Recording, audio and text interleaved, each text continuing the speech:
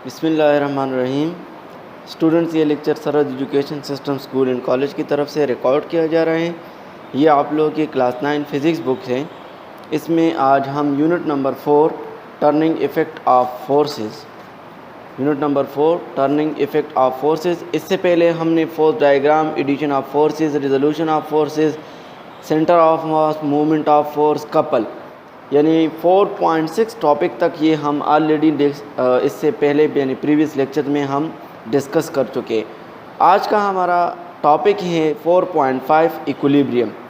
Equilibrium क्या है, तो चलिए हम चलते हैं पेज नंबर 116 की तरफ।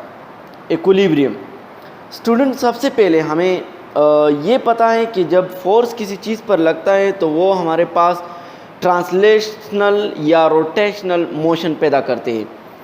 लेकिन इक्विलिब्रियम हमारे पास एक ऐसा फिनोमेना है, यानी इक्विलिब्रियम उसे हम कहते हैं कि जब बहुत सारी फोर्सेस किसी भी बॉडी पर एक साथ लग जाए और उनमें कोई भी चेंजेस ना आए, उनकी रोटेशनल मोशन में या ट्रांसलेशनल मोशन में या दोनों मोशन में कोई भी उसमें चेंजेस ना आए, तो उस पोजीशन को हम कहते हैं इक्विलिब्रियम। जैसे कि आप लोगों को नाम से जाहिर है, इक्विलिब्रियम मीन इक्विलिटी, मीन कि उसमें इक्विलिटी हो, उसमें कोई चेंजेस ना हो, तो उसको हम कहते हैं इक्विलिब्रियम। अब इक्विलिब्रियम हमारे पास दो किस्म के होते हैं। अब इक्विलिब्रियम हमारे पास स्टूडेंट्स दो किस्म के होते हैं। दो किस्म के हमारे पास एक स्टैटिक इक्विलिब्रियम होता है, जैसे कि आप लोग की बुक में भी दिया गया है। एक हमारे पास स्टैटिक इक्विलिब्रियम होता है, जैसे कि यहाँ पर आप लोग देख सकते हो कि हमारे पास इक्विलिब्रियम की डिफिनीशन बाय मैथमेटिकल ये है कि sum of all forces equal to zero, N mean newton. Force का जो यूनिट है वो हमारे पास न्यूटन है। तो सम ऑफ ऑल फोर्सेस, अगर तमाम के तमाम फोर्सेस जो उस बॉडी पर लगते हैं और वो आप लोगों को 0 न्यूटन देता है, मतलब उसमें कुछ चेंजेस नहीं आता, तो उस पोजीशन को हम कहते हैं इक्विलिब्रियम। या हम ये कह सकते हैं कि ऑल टार्क, जितनी भी टार्क लगते हैं। अब टार्क का मतलब क्या है कि टर्निंग इफेक्ट जब इसमें पैदा होते हैं तो वो तमाम फोर्सेस जिसकी वजह से टार्क प्रोड्यूस होता है, तो अगर वो भी 0 होता है और वो न्यूटन मीटर में है, तो वो भी हमारे पास इक्विलिब्रियम पोजीशन के। तो मैथमेटिकली हम ये कह सकते हैं कि sum of all forces equal to 0 and sum of all torque is equal to 0 is called equilibrium. अब हमारे पास दो किस्म की इक्विलिब्रियम है। रेस्ट, अगर हमारे पास एक बॉडी रेस्ट में है और वो इक्विलिब्रियम पोजीशन में है, तो हम इसको स्टैटिक इक्विलिब्रियम कहते हैं। फॉर एग्जांपल, आप लोगों के पास एक बुक है, ये आप लोगों के पास एक बुक है, एक टेबल पर पड़ा है। इस पर जो फोर्स लग रहा है वो इस तरह, और नीचे जो इससे यानी ग्रेविटेशनल फोर्स लगता है, तो ये दोनों फोर्स एक जैसे, यानी ग्रेविटेशनल फोर्स जो उस पर लगता है और जो नेट फोर्स इस पर लगता है, तो ये दोनों सेम है। अब ये इक्विलिब्रियम पोजीशन में, रेस्ट पोजीशन में ये बुक कभी भी चेंज नहीं होगा, ये अपनी पोजीशन को चेंज नहीं करता, नहीं करता। लेकिन इस पर फोर्सेस लगते हैं, ग्रेविटेशनल फोर्स भी लगता है और नेट फोर्स भी लगता है, इसका अपना फोर्स भी लगता है। तो ये बुक जो है ये अपना पोजीशन चेंज नहीं करता, तो इसको हम क्या कहते हैं, ये रेस्ट पोजीशन में है, तो इसको हम क्या कहते हैं, स्टैटिक पोजीशन कहते हैं। ये क्या हो जाएगा, ये इसका स्टैटिक इक्विलिब्रियम हो जाएगा। तो ये आप लोगों के पास इसका पहला टाइप है कि स्टैटिक इक्विलिब्रियम। दोबारा सुनिए स्टूडेंट, अगर आप लोगों के पास किसी भी बॉडी पर फोर्सेस लगते हैं, जैसे कि बुक के ऊपर नेट फोर्स लगता है और ग्रेविटेशनल फोर्स भी लगता है, और ये रेस्ट पोजीशन में है, तो ऐसे पोजीशन को हम कहते हैं स्टैटिक इक्विलिब्रियम। अब दूसरा टाइप हमारे पास स्टूडेंट, है हमारे पास मोशन में या डायनेमिक इक्विलिब्रियम। दूसरा टाइप हमारे पास डायनेमिक इक्विलिब्रियम है। अब स्टूडेंट, डायनेमिक इक्विलिब्रियम हमारे पास रिलेटेड होता है टार्क के साथ। फॉर एग्जाम्पल, आप लोग एक गाड़ी में बैठे हो और वो यूनिफॉर्मली स्पीड में जा रहा है। फॉर एग्जांपल, आप लोग एक गाड़ी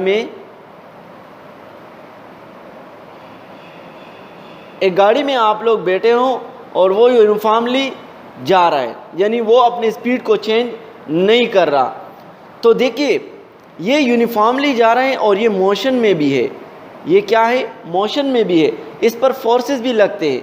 तो ऐसे पोजीशन को, क्योंकि ये आप लोग के पास इस पर बहुत सारे फोर्सेस लगते हैं, ऊपर से हवा की प्रेशर, पीछे से इस पर नेट फोर्स, ज़मीन के जो ग्रेविटेशनल फोर्स है ये भी लगते हैं, बहुत सारे फोर्सेस इस पर लगते हैं। और ये हमारे पास टर्निंग इफेक्ट, यानी ये यूनिफॉर्मली टर्न भी कर सकता है, क्लॉकवाइज एंटी क्लॉकवाइज दोनों पोजीशन में ये अपनी ये टर्निंग इफेक्ट भी इसमें प्रोड्यूस हो रहा है। तो summation of all torque is equal to 0। तो ऐसी पोजीशन में यानी summation of all torque is equal to 0, तो ऐसी पोजीशन में हम क्या कहते हैं इसको, हम इसको कहते हैं क्या, डायनेमिक पोजीशन या डायनेमिक इक्विलिब्रियम। इसको हम क्या कहते हैं, डायनेमिक इक्विलिब्रियम, इसको हम डायनेमिक इक्विलिब्रियम कहते हैं। इसका एक और एग्जांपल आप लोग के पास, फॉर एग्जांपल ये एक पैराशूट है और वो पैराशूट जो है वो, फॉर एग्जांपल ये एक पैराशूट के साथ एक बंदा, देखिए स्टूडेंट्स ये यूनिफॉर्मली ज़मीन की तरफ आते हैं और इस पर बहुत सारे फोर्सेस लगते हैं, ऊपर से भी, इसी तरह नीचे से जो ग्रेविटेशनल फोर्स, नेट फोर्स, हवा का अपना फोर्स, लेकिन ये यूनिफॉर्मली नीचे की तरफ आता है। तो ऐसे इसको हम कहते हैं क्या, इसको हम डायनेमिक इक्विलिब्रियम कहते हैं। इसको हम क्या कहते हैं, डायनेमिक इक्विलिब्रियम इसको हम कहते हैं। तो ये आप लोग के पास डायनेमिक इक्विलिब्रियम का एक एग्जांपल है। अब स्टूडेंट्स आप लोग बुक में भी देख लें, the state of a body in which under the action of several forces, body की वो पोजीशन जिसमें बहुत सारे फोर्सेस इस पर लगते हैं, एक्टिंग टुगेदर, वो कंबाइन होकर, देयर इज़ नो चेंजेस, और उसमें कोई भी चेंज नहीं आती, and translational motion as well as rotational motion, अगर वो ट्रांसलेशनल और रोटेशनल मोशन में किसी भी एक पोजीशन में हो या दोनों में हो, इस कॉल्ड इक्विलिब्रियम, इसको हम इक्विलिब्रियम कहते हैं। अब इसकी टाइप्स आप लोग के पास पेज नंबर 120 पर हैं, जैसे कि आप लोग देख सकते हो।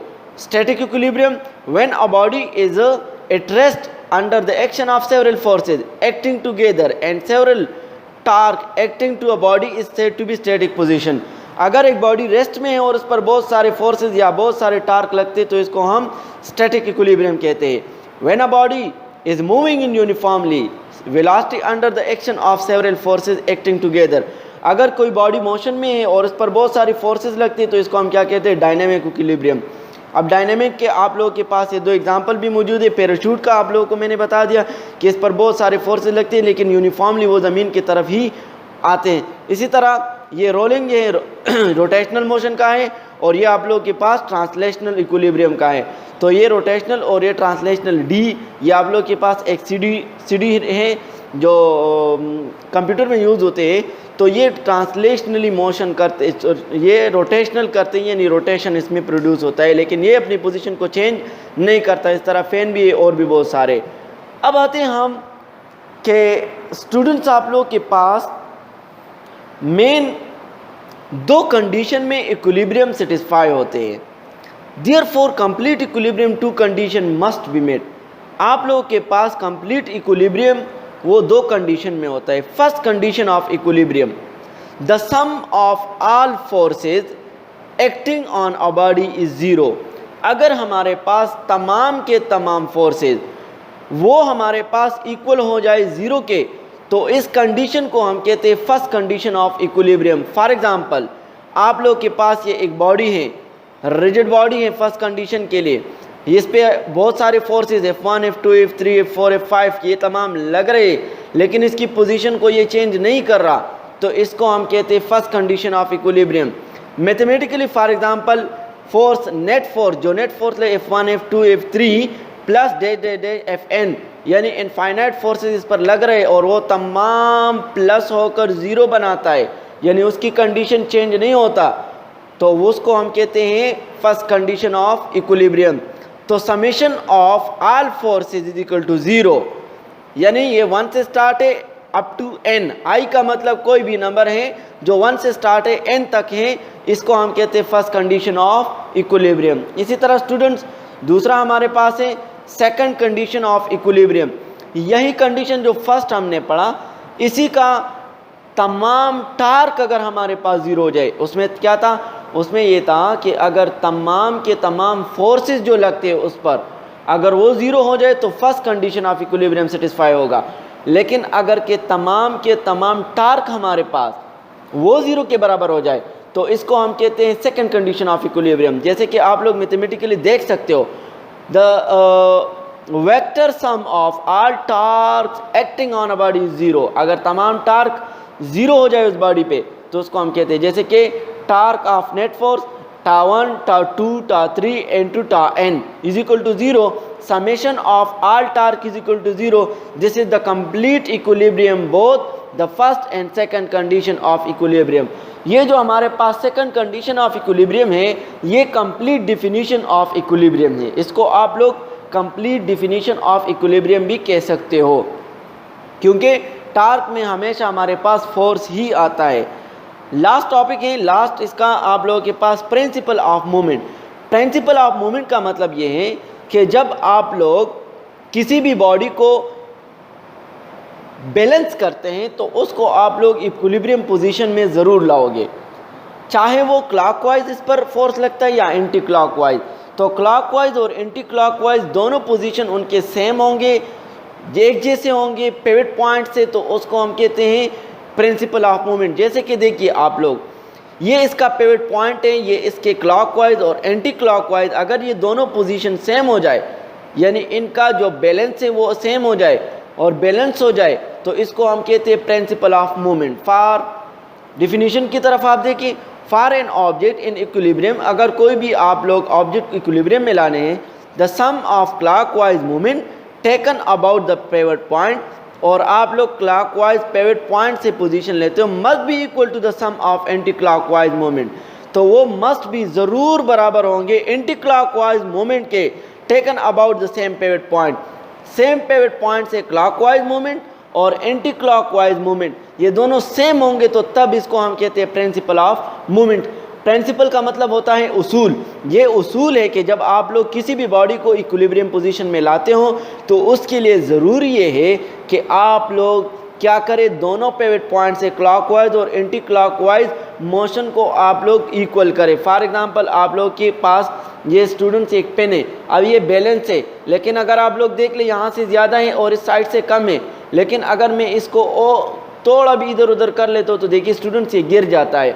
इसी तरह आप लोग के पास कोई भी बॉडी जब आप लोग बैलेंस करते हो तो आप लोग इसको क्या करते हैं, एक पिवट पॉइंट यानी ऐसे पॉइंट से बैलेंस पे लाते हो जिससे वो दोनों यानी इसका क्लॉकवाइज पोजीशन मूवमेंट और एंटी क्लॉकवाइज मूवमेंट ये दोनों बराबर हो जाए, तो ये आप लोगों के पास प्रिंसिपल ऑफ मूवमेंट होगा। इसी तरह आप लोगों के पास बहुत सारे एग्जाम्पल इसमें मौजूद है, जैसे कि यहाँ पर फिगर 4.16 पर एक एग्जाम्पल, इसको आप लोग खुद चेक करें, इसको सॉल्व करें। इस तरह दूसरा भी आप लोग के पास एग्जाम्पल मौजूद है। इसी तरह आप लोग जहाँ पर सीसा का एग्जाम्पल है आप लोग के पास बैलेंसिंग के लिए 4.4, इसको आप लोग चेक करें और ख़ुद इसको सॉल्व भी करें। इसी तरह आप लोग के पास जो टाइप्स है, इसकी दो टाइप्स रोटेशनल और ट्रांसलेशनल, आप लोग इसको ख़ुद भी सर्च कर सकते हैं, आप लोग इसकी और भी एग्जाम्पल आप लोग तलाश कर सकते हैं। लास्ट में तमाम स्टूडेंट आप लोगों को जो नोट्स मिल जाएंगे स्कूल की तरफ से, उसको आप लोग अपनी नीट कॉपियों में कर लें, और पेरेंट्स से गुजारिश है कि आप लोग अपने बच्चों पे इसको बार बार दोहराएं ताकि इसको ज़हन नशीन हो जाए। इसके अलावा अगर इन टॉपिक्स में किसी को कोई भी प्रॉब्लम हो, कोई क्वेश्चन हो, तो आप लोग कंसर्न ग्रुप में पूछ सकते हो। Thank you so much.